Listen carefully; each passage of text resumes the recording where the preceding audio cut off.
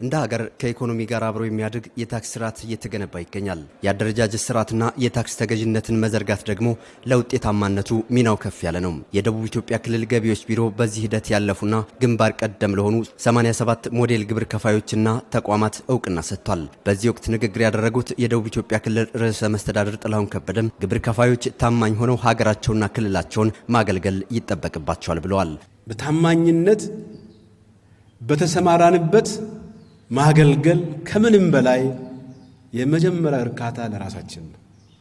ቃላችንን ጠብቀን የተሻለችን ኢትዮጵያ የምንኮራባት ኢትዮጵያ ከዚች ሀገር ነው የመጣሁት ብሎ መናገር የሚችል የዚህ ክልል የበለጸገ ሀብታም የሆነ ክልል ነዋሪ ነኝ ሰራተኛ ነኝ ብለን ደፍረን መናገር የሚያስችል ክልል በትብብር በመደጋገፍ የውስጥ ጸጋዎቻችንን ለይተን አውቀን በጋራ ተናበን ከሰራን በአጭር ጊዜ ውስጥ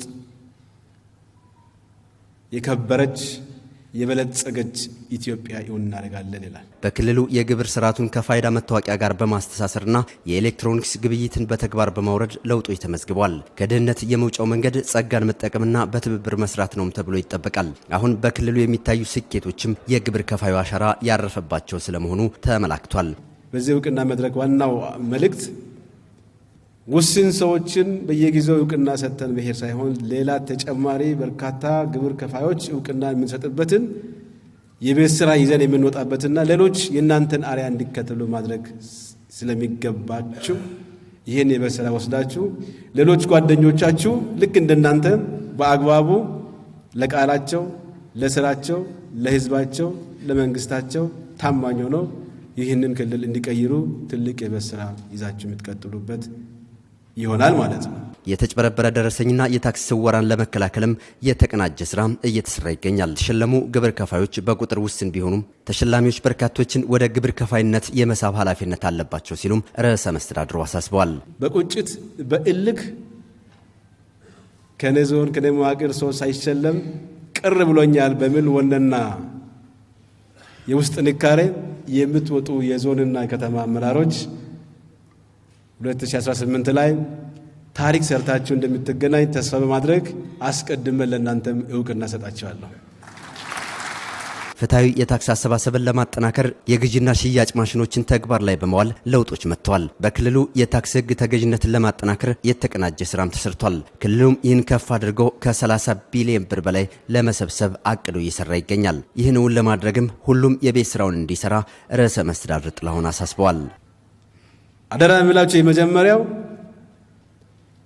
በቴክኖሎጂ በታገዘ መንገድ ከግብር ሰብሳቢዎች ወይም ባለሙያዎች ጋር ብዙ ሳትገናኙ